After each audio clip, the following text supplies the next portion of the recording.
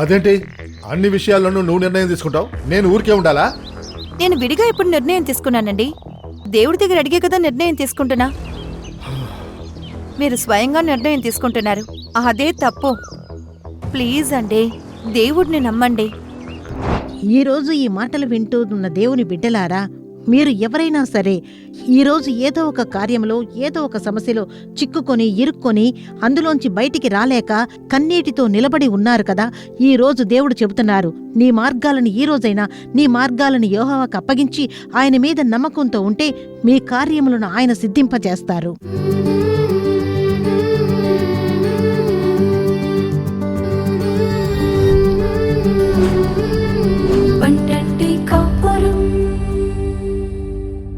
ప్రియమైన వాళ్ళకి ప్రియమైన శుభాకాంక్షలు. ఈ 12 కాపురం కార్యక్రమం ద్వారా మిమ్మల్ని కలుసుకోవడం మాకు చాలా సంతోషం. కుటుంబంలో రక్షణ, సంతోషం, యేసుక్రీస్తు ఇచ్చే నిజమైన సమాధానం రావాలి అనే ఒక పెద్ద ఆలోచనతోనే ఈ కార్యక్రమం మొదలు పెడుతున్నాం.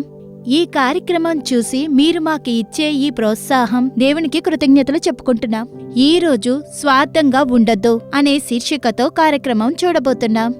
ఈ కార్యక్రమం చూస్తున్న మీరు ఒకవేళ నా జీవితంలో మాత్రం ఎందుకింత నష్టం, నా ప్రయత్నం అంతా వృధా అవుతుంది, నా బిజినెస్ లో ఎందుకు ఇంత నష్టం, నా వ్యవసాయంలో ఏంటి ఇంత నష్టం అని ఒకవేళ బాధపడిన హృదయంతో ఈ కార్యక్రమాన్ని మీరు చూస్తూ ఉండొచ్చు. కాస్త ఆలోచించండి. మీ ప్రయత్నాలని, మీ శ్రమల్ని దేవుణ్ణి తలుచుకుని చేశారా, లేక మీ స్వార్థంతో తలుచుకుని చేశారా? నా దగ్గర బలం ఉంది, జ్ఞానముంది, ఆస్తుంది, ఇది చెయ్యటానికి మనుషులున్నారు, నేను అన్నీ చెయ్యగలను అలానే స్వార్థమే కదా మిమ్మల్ని ఈ పరిస్థితికి తీసుకొచ్చింది. నేను ఏమీ చెయ్యలేను దేవుడా అలాని దేవునికి మనం అప్పగించి ఈరోజు మనం ప్రార్థిద్దాం. రాత్రిరంతా తన స్వార్థ బలంతో ప్రయత్నించిన పేదరికి ఒక్క చేప కూడా దొరకలేదు. అలిసిపోయి తన పడవని యేసుకి ఇచ్చారు. వల చిరిగిపోయినట్టు, పడవ నిండిపోయినట్టు చేపలతో యేసు ఆశీర్వదించారు. ఈ రోజు మన స్వార్థాన్ని యేసుక్రీస్తు శిలువ క్రింద ఉంచి నేను ఏమీ చెయ్యలేనయ్యా అని ఆయనతో అప్పగించి యేసుని నమ్మి మన కార్యాలని చేద్దాం. విజయం మనల్ని వెతుక్కుని వస్తుంది. తర్వాత జ్యోతి యొక్క నాటకం చూద్దామా?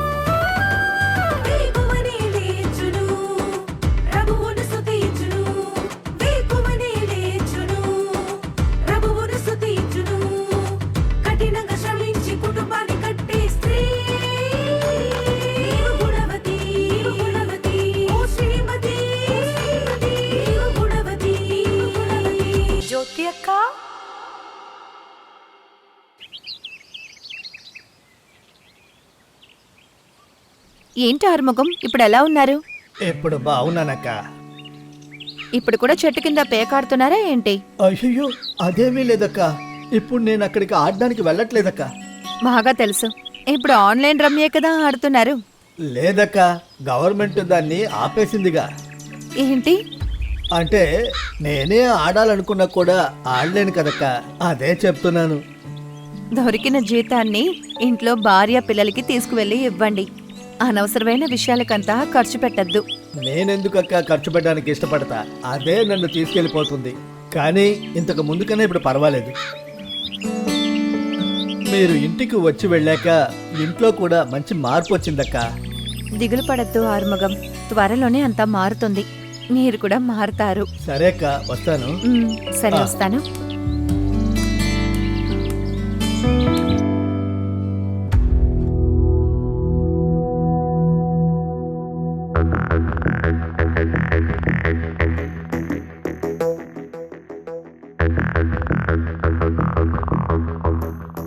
ఏంటండి బలంగా ఆలోచిస్తున్నారు? అంతా ఇంటి గురించే. ఇంటి గురించా? అదే దేవుడి దయ వల్ల మనకు మంచి ఇల్లే దొరికింది కదా. మంచి ఇల్లే దొరికింది, కానీ సొంత ఇల్లు కాదుగా. దేవుడు ఇస్తారండి. ఇప్పుడు మనకి ఇల్లు ఇచ్చారు కదా, అందులో సంతోషంగా ఉందాం. నువ్వు కావాలంటే సంతోషంగా ఉండు. నాకు సొంత ఇల్లు ఉంటేనే సంతోషం. ఏంటండి ఇలా మాట్లాడుతున్నారు? ఇంకెలా మాట్లాడాలి? మనం ఈ ఇంట్లో ఉంటున్నామే తప్ప మనకి ఈ ఇల్లు సొంతం కాదు. అర్థం చేసుకో. ఇప్పుడేం చెయ్యాలనుకుంటున్నారు? చేస్తాను, ఏదో ఒకటి చేస్తాను, త్వరలోనే చేస్తాను.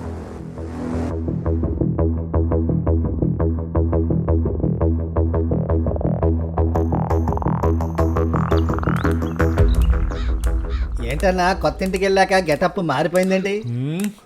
అవునన్నా, అర్జెంటుగా నన్ను రమ్మన్నారేంటి? కొట్టుకు కూడా రాలేదు?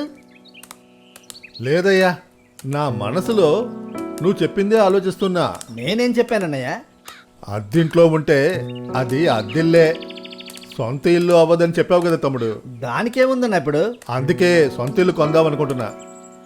సొంతంగానా? అవునయ్యా. సరే అన్న, సొంతంగా స్థలం ఎక్కడన్నా కొన్నారా? లేదయ్యా. మీరు సొంతంగా ఒక అపార్ట్మెంట్ కొనాలన్నా కూడా 20 లక్షలు అవుద్ది. ఆ? అంత అవుద్దా? ఖచ్చితంగా అవుద్ది. నేను చెప్పేది తక్కువ అమౌంటే.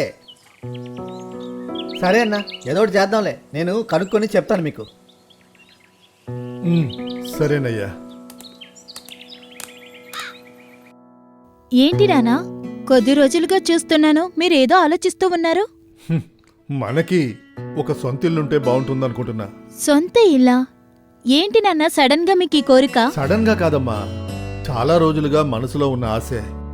చాలా రోజులుగా ఉన్న ఆశ. ఇది అమ్మకి తెలుసా? ఏ, అన్నీ మీ అమ్మని అడిగే నేను చెయ్యాలా? నాకు తెలివితేటలు లేవా? ఎందుకు నాన్న ఇంత కోప్పడుతున్నారు? మరేంటమ్మా, ఈ ఇంట్లో నిర్ణయాలు తీసుకోవడానికి నాకు అధికారం లేదా? ఉంది నాన్న, మీకు లేకుండా ఎలా ఉంటుంది? కానీ కానీ ఏంటమ్మా, సంపాదించేది నేను, నిర్ణయాలు తీసుకునేది మీ అమ్మ. నాన్న, మీరిప్పుడు కోపంగా ఉన్నారు. నేను తర్వాత మాట్లాడతాను.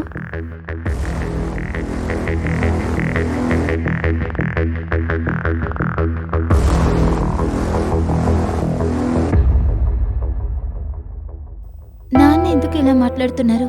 తప్పుగా ఏదీ చెయ్యకూడదు.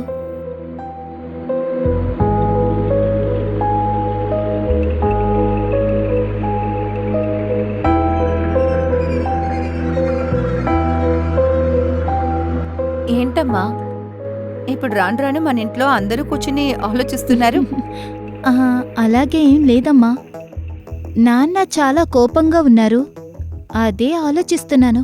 కోపంగా ఉన్నారా?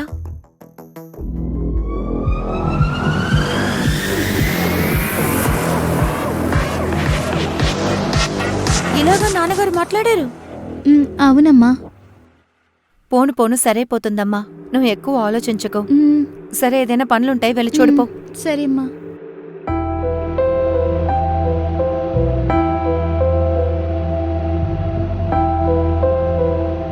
తమ్ముడు, ఏదైనా ప్రయత్నించావా? ప్రయత్నించి చూశానన్నా, కానీ దొరకలేదన్నా. అమౌంట్ పెద్దది కదా, చాలా రూల్స్. మీకు ఇల్లు కానీ స్థలం కానీ రెండిట్లో ఏదో ఒకటి ఉన్నా లోన్ దొరకడానికి అవకాశం ఉంది. కానీ దీనికి వేరే మార్గమే లేదా? ఉంటుందన్నా, చూద్దాం. తమ్ముడు, నువ్వేగా చెప్పావు సొంత ఇల్లు కొనడానికి హెల్ప్ చేస్తానని. చెప్పాను, ఇప్పుడు చెప్తున్నాను. నా వల్ల అయిన హెల్ప్ మీకు ఖచ్చితంగా చేస్తాను. సరే తమ్ముడు.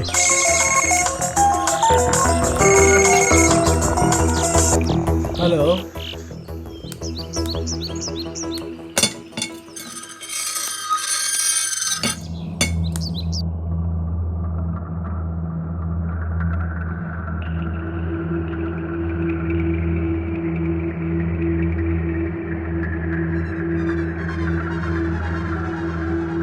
ఏమండి, ఎవరండి వాళ్ళు? ఉమ్, ఎవరు? అదే, ఇప్పుడు ఇద్దరు మన ఇల్లు వదిలి వెళ్లారు కదా, చేతుల్లో ఫైల్ కూడా ఉండింది. చూడ్డానికి కూడా ఏదో బ్యాంకులో పనిచేస్తున్నట్టే ఉన్నారు. అదే నువ్వు చెప్పేశావుగా, బ్యాంకులో పనిచేసే వాళ్ళ ఉన్నారని. బ్యాంకా? ఏ బ్యాంకు? ఎందుకొచ్చారు? బ్యాంక్ అంటే బ్యాంక్ కాదు, ప్రైవేట్గా ఫైనాన్స్ కంపెనీ నడుపుతున్నారు. బయట ఫైనాన్సా? వాళ్ళెందుకు ఇక్కడికి వచ్చారండి? ఏంటి జ్యోతి, ప్రశ్నల మీద ప్రశ్నలు వేస్తున్నావు? ప్రశ్నలన్నిటికీ సమాధానం చెప్పాలా ఏంటి? ఏంటి ఇలా మాట్లాడుతున్నారు? ఇంకెలా మాట్లాడాలి? నువ్వు అడిగే ప్రశ్నలకి సమాధానం చెప్పాలా ఏంటి? అవును, ఖచ్చితంగా చెప్పాలి. నేను మీ భార్యని కదా. అదేంటి అన్ని విషయాల్లో నువ్వు నిర్ణయాలు తీసుకోవాలి, నేను ఊరికే ఉండాలా ఏంటి? నేనెప్పుడు ఒంటరిగా నిర్ణయం తీసుకున్నాను? దేవుడి దగ్గర అడిగే కదా నిర్ణయం తీసుకుంటాను. మీరు స్వయంగా నిర్ణయం తీసుకుంటున్నారు. అదే తప్పు. ప్లీజ్ అండి, దేవుడిని నమ్మండి. వాక్యంలో మాంసాన్ని, మాంస బలాన్ని నమ్మకూడదని చెప్తోంది. మనం దేవుని పిల్లలండి. ఒక్కరోజు ఆయన్ని మర్చిపోకూడదు, స్వయంగా నిర్ణయం తీసుకోకూడదు. ఇది నేను చెప్పి మీకు అర్థం అవ్వక్కర్లేదు. ఇప్పుడు ఏమంటావు? నేను తీసుకునే నిర్ణయాలు తప్పు అంటావా? ఆ, నేను అలా చెప్పలేదండి. స్వయంగా తీసుకుంటే ఆ నిర్ణయం తప్పవుతుందంటున్నా. ఏది తప్పు ఏది కరెక్ట్ అని నాకు తెలుసు. నీకు చాలాసార్లు చెప్పాను నాతో ఇలా మాట్లాడొద్దని. నీకు ఎన్నిసార్లు చెప్పాలి? ఆ, ఏమండి, నేనేమంటున్నానంటే నువ్వు ఏమీ చెప్పొద్దు. ఆ, ఏమండి, ఎప్పుడు చూసినా ఏదో ఒకటి చెప్తూ ఉంటుంది.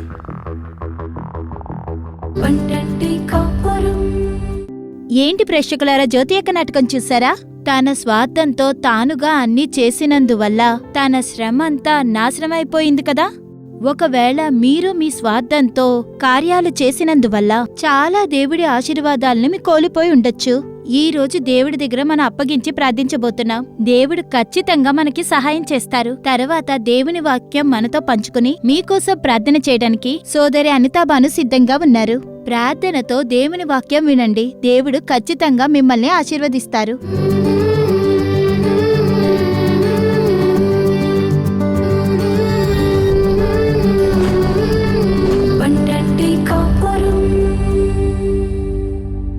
క్రీస్తు యందు ప్రియమైన వార్లారా, దేవుడగు యేసుక్రీస్తు నామమున ఈ పండంటి కాపురం కార్యక్రమాన్ని ఈరోజు చూస్తున్న మీ అందరికీ యేసు విడిపించుచున్నాడు పరిచర్య తరపున మిమ్మల్ని ఆహ్వానించుటలో మిక్కిలి ఆనందాన్ని పొందుతున్నాం.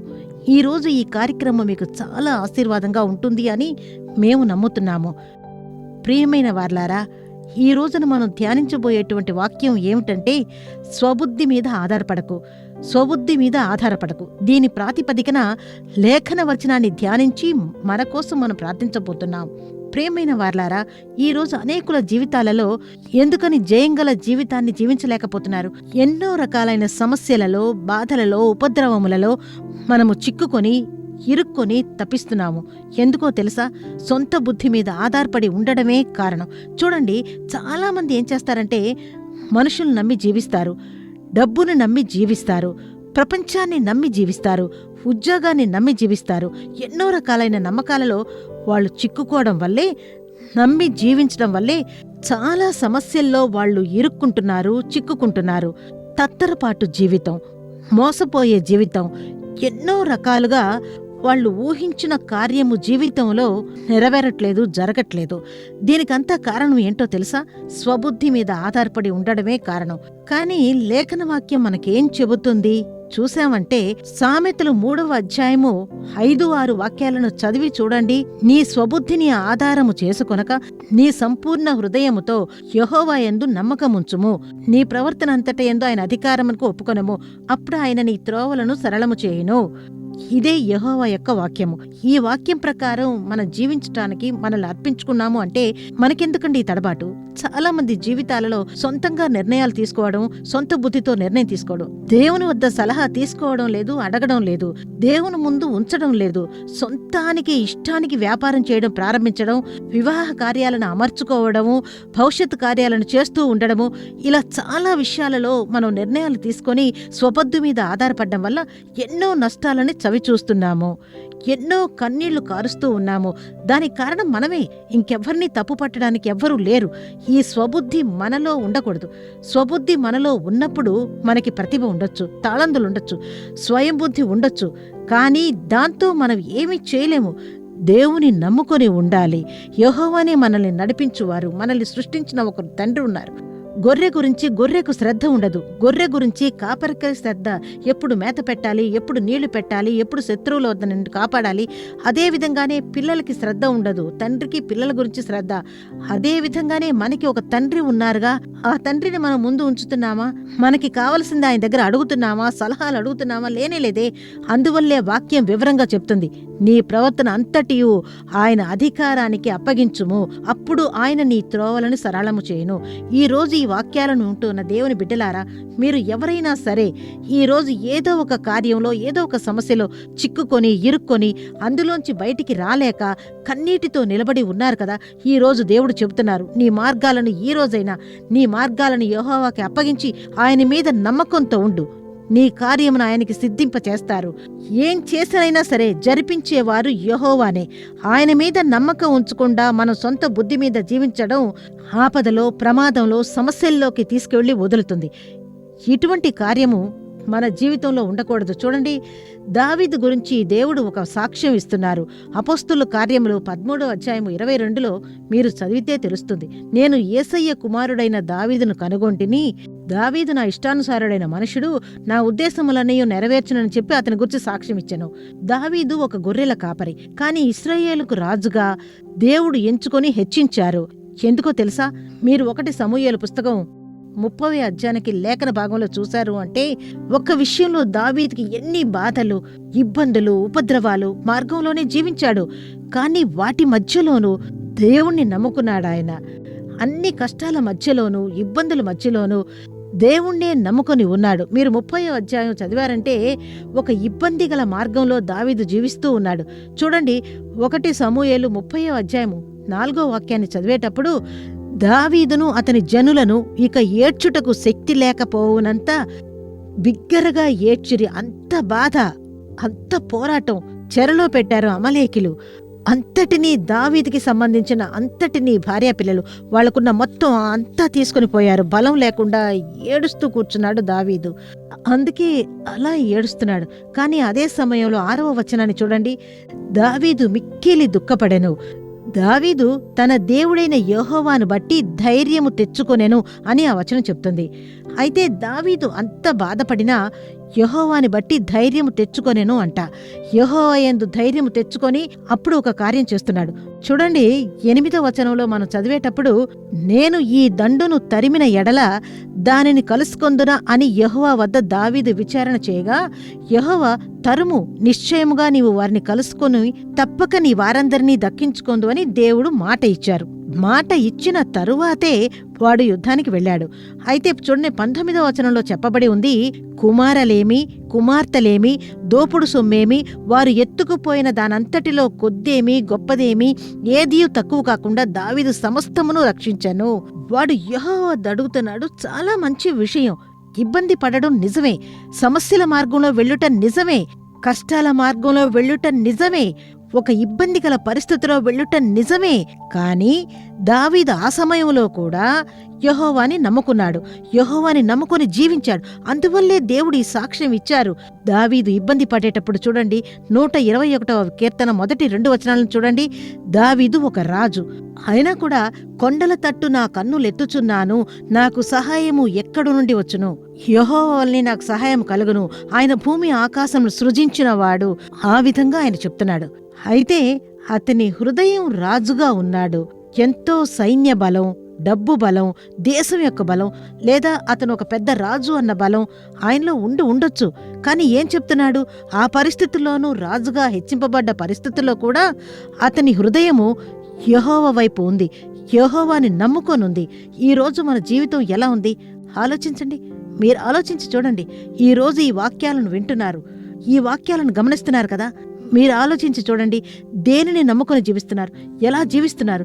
మీ హృదయం యెహోవాని వెతుకుతుందా? మీ హృదయం యెహోవాని నమ్ముకొనుందా? లేదా మీరన్నిటినీ పోగొట్టుకొని ఈరోజు కన్నీటి మార్గంలో ఉండడానికి కారణం ఏంటో తెలుసా? దేవుని నమ్ముకోకుండా ఉండడమే. ఈ ప్రపంచాన్ని నమ్ముకొని ఉండడం, మనుషులను నమ్ముకొని ఉండడం, ఏదో ఒక దాన్ని నమ్ముకోవడం, నిర్వాహాన్ని నమ్ముకోవడం. నాకు వాళ్ళున్నారు, వీళ్ళున్నారు, వాళ్ళని నమ్ముకొని జీవించడం. యెహోవాని నమ్ముకొని జీవించడానికి సమయం లేదు, మనసు లేదు, హృదయం లేదు. అందువల్లే పోగొట్టుకుని నిలబడ్డాం. ఈరోజు ఈ వాక్యాలను వింటున్న దేవుని బిడ్డలారా, మీరు ఎవరైనా సరే దేవునికి మీ జీవితాన్ని అప్పగించి ప్రార్థన చేయండి. అదే వాక్యం చెబుతుంది. చూడండి, వాక్యం చెబుతుంది. యేసయ్య 58వ అధ్యాయము 11వ వాక్యంలో చూడండి, యెహోవా మిమ్మల్ని నిత్యము నడిపిస్తారు. యెహోవా మిమ్మల్ని నిత్యము ప్రతిరోజు నడిపిస్తారట. ఆ వాక్యం వివరంగా చెబుతుంది. కీర్తనలు 23:3 చదివి చూడండి, నీతి మార్గంలో నడిపిస్తారట. ఈరోజు ఎంతమంది తప్పుడు మార్గాలు, కోట్లాది మంది ప్రజలు తప్పుడు మార్గాలలో ఇరుక్కొని ఉన్నారు. తాగుడు, కామం, వ్యభిచారం, వేశ్యతనం, సొంత బుద్ధి, ఇష్టం వచ్చినట్టుగా జీవించడం, అది జీవితమా? అదొక జీవితమా? ఆలోచించి చూడండి. ఎలాగైనా జీవించవచ్చు, అది జీవితం. అలాగే జీవించాలి సిస్టమేటిక్గా. మన జీవితాన్ని అమర్చుకోవాలి. అదే జీవితం. నీతి లేని జీవితం. దేవుడు అస్సలు మనతో ఉండరు.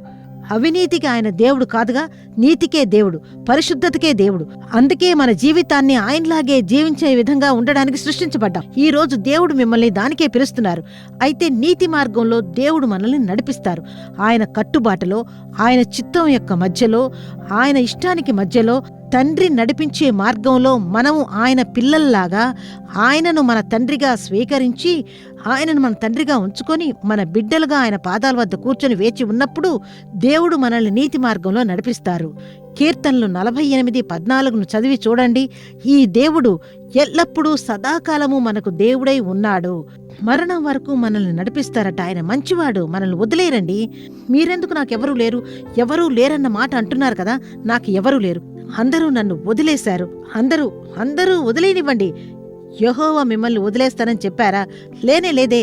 వదిలివేయని దేవుడు ఒకరు ఉన్నప్పుడు, ఒక దేవుడు మనకు ఉన్నప్పుడు, మన కోసం ఆయన యొక్క ప్రాణాలనే శిలువల మీద అర్పించిన దేవుడు మనకు ఉన్నప్పుడు అందరూ వదిలేనివ్వండి.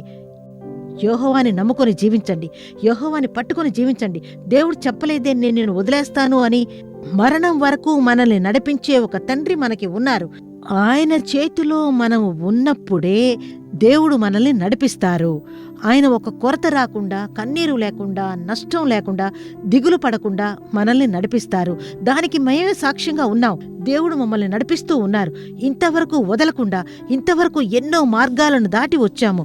కానీ ఒక్క కార్యంలోనైనా యెహోవా మమ్మల్ని నష్టపడేలా చేశారా? సిగ్గుపడేలా చేశారా? లేదే. దేవుడు మనకి ఆజ్ఞాపిస్తున్నారు. ఆయన్ని మనం దేవుడిగా పొంది ఉన్నందుకు మనం ధన్యులం. ఎవరు యెహోవాని నమ్ముకొని జీవిస్తున్నారో వారు ధన్యులు. ఎందుకంటే దేవుడు మనకి ఉన్నారు. ఆయన మనల్ని నడిపించే శక్తి గలవారుగా ఉన్నారు. అయితే ఆ దేవుడికి ఈరోజు ఈ మాటలను వింటూ ఉన్న మీరు అప్పగించి ఒక్కసారి మిమ్మల్ని అర్పించుకున్నారు అంటే, దేవుని చేతికి నేను వెళ్ళను, ఆయన నన్ను నడిపించాలి అని మీరు అర్పించారంటే దేవుడు ఈరోజు మీ జీవితాన్ని బాధ్యతగా తీసుకుంటారు.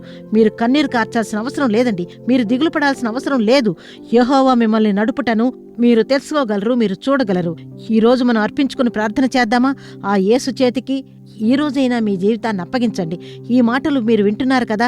ఇంతవరకు మీ జీవితంలో యేసు ఉండకపోవచ్చు. ఇంతవరకు మీరు ఆయనకి చోటు ఇవ్వకపోయి ఉండొచ్చు. ఈ రోజు ఆయన మీ జీవితంలోకి రానివ్వండి. వచ్చి చూడనివ్వండి. యేసుని మీ జీవితంలోకి పిలవండి. ఆయన్ని రానివ్వండి. అప్పుడు మీ జీవితంలో ఒక మార్పుని, ఒక మేలుని, మీరు కన్నీరు తుడవబడుటను, మీ జీవితం ఆశీర్వదింపబడుటను, మీలో సమాధానం ఏర్పడుటను మీరు చూస్తారు. ఈ రోజు దేవునికి చోటు ఇవ్వండి. దేవుడు మిమ్మల్ని పిలుస్తున్నారు. అందుకే కదా ఆయన ప్రాణాలను ఇచ్చి ఇంతగా ప్రేమ చూపిస్తున్నారు. నీ మీద ప్రేమ ఉంచినందువల్లే ఆయన మిమ్మల్ని పిలుస్తున్నారు. ఈ రోజు మనం అర్పించి ప్రార్థన చేద్దామా? దేవుని సమూహంలో ఈ రోజైనా మోకాలు వేసి, దేవుడా నా హృదయంలోనికి రండి, మా ఇంట్లోనికి రండి, ఆ విధంగా అడగండి. మనం ప్రార్థన చేద్దాం, సరేనా? తండ్రి, ఈ అద్భుతమైన సమయం కొరకు మిమ్మల్ని స్తుతిస్తున్నామయ్యా.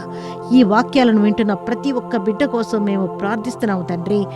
ఏదో ఒక విషయంలో బాధపడుతూ, ఏదో ఒక సమస్యలో ఇరుక్కొని, ఏదో ఒక తప్పుడు నిర్ణయం తీసుకొని బయటికి రాలేక, బ్రతకలేక, చావలేక అని చెప్పి అటువంటి పరిస్థితుల్లోనికి త్రోయబడి ఎంతోమంది కన్నీటితో, భారంతో కూడా ఈ మాటలను వాళ్ళు వింటూ ఉన్నారయ్యా. ఈ కార్యక్రమాన్ని చూస్తూ ఉన్నారయ్యా. ఈ రోజు ఈ బిడ్డల కోసం మీ ముఖాన్ని చూస్తూ ఉన్నామయ్యా. దేవుడా, మిమ్మల్ని స్తుతిస్తున్నామయ్యా. ఇంతవరకు దేవుడా మీరు వారికి చోటు ఇవ్వలేదు. వారి జీవితంలోనికి మీరు వెళ్ళలేదయ్యా. ఈ రోజు వారు మిమ్మల్ని పిలుస్తున్నారు అయ్యా. మీ వైపు చూస్తున్నారయ్యా. దేవుడా, ఈ రోజు ప్రతి బిడ్డ యొక్క హృదయంలోనికి మీరు రండయ్యా. ప్రతి మనిషి ఇంటిలోనికి మీరు రండయ్యా. ప్రతి బిడ్డ హృదయంలోనికి మీరు రండయ్యా. అయ్యో, ఈ సమస్య నుండి నేను బయటికి రావాలి, వీళ్ళకి ఒక జీవితం ఉందయ్యా. సొంత బుద్ధిని నమ్ముకొని జీవించింది చాలయ్యా, ఇక మిమ్మల్ని నమ్ముకొని జీవించాలయ్యా. ఈ రోజున ఈ వాక్యాలు వింటూ ఉన్న ప్రతి ఒక్కరూ ఇకపై రాబో కాలములో, ఇకపై రాబో రోజులలో, ఇకపై భవిష్యత్తు ఉంది. ఆ బిడ్డలో మిమ్మల్ని నమ్ముకొని జీవించటానికి మీ ప్రజలకి అనుగ్రహం ఇచ్చెదరుగాక. మీ చేతికి మేము అప్పగిస్తున్నామయ్యా. యెహోవా బాధ్యత తీసుకుందరు రాజా. ఒక్కరిని కూడా వదిలేయకండి. వీళ్ళందరూ మీ బిడ్డలు తండ్రి. ప్రతి ఒక్కరి కోసం రక్తం చిందించబడి ఉంది. వీళ్ళు మిమ్మల్ని తెలుసుకున్నారో లేదో, వీళ్ళు ప్రతి ఒక్కరూ మీ వల్ల సృష్టించబడిన వారు కదా. వీళ్ళు మిమ్మల్ని ప్రేమిస్తున్నారో లేదో, మీరు వారిని ప్రేమిస్తున్నారు కదా తండ్రి. వీళ్ళని వదిలేయకండి అయ్యా, వదిలేయకండి. అయ్యో దేవుడా, వీళ్ళు నాశనం అయిపోతారయ్యా. యేసయ్యా, స్తుతిస్తున్నామయ్యా. వీళ్ళు నిర్ణయాలు తీసుకోలేక, దేవుడా మిమ్మల్ని స్తుతించి జీవించడం తెలియక, దేవుడా మనసుకు నచ్చినట్టుగా ఇష్టం వచ్చినట్టుగా జీవించారయ్యా. పాపాన్ని క్షమించండి, కొరతలను క్షమించండి, తప్పులని క్షమించండి. దేవుడా మీ దయ కలగాలని మేము ప్రార్థన చేస్తున్నామయ్యా. దేవుడా, మనకు ఒక తండ్రి ఉన్నాడు, దేవుడు ఉన్నాడన్న విషయం మర్చిపోయి జీవించి ఉన్నారు. ఆ పాపాలన్నిటినీ క్షమించి మీ ప్రజలకి మీకు కనికరము చూపి ఈ రోజైనా జీవితాన్నిచ్చే ఒక దేవుడు ఉన్నారన్న విషయాన్ని తెలుసుకొని దేవుడా తమను అర్పించుకొని జీవించడానికి సహాయం చేయండి అయ్యా. ఆ విధంగా అర్పించుకునే ప్రతి ఒక్కరి కుటుంబంలోని మీరు విచ్చేసినందుకు స్తోత్రమయ్యా. మా ప్రార్థనను విన్నందుకు స్తోత్రము. వీళ్ళ సమస్యలు తొలగాలయ్యా, వీరి కన్నీరు తొలగాలి దేవుడా. యెహోవా చేతికి అప్పగిస్తున్నాము.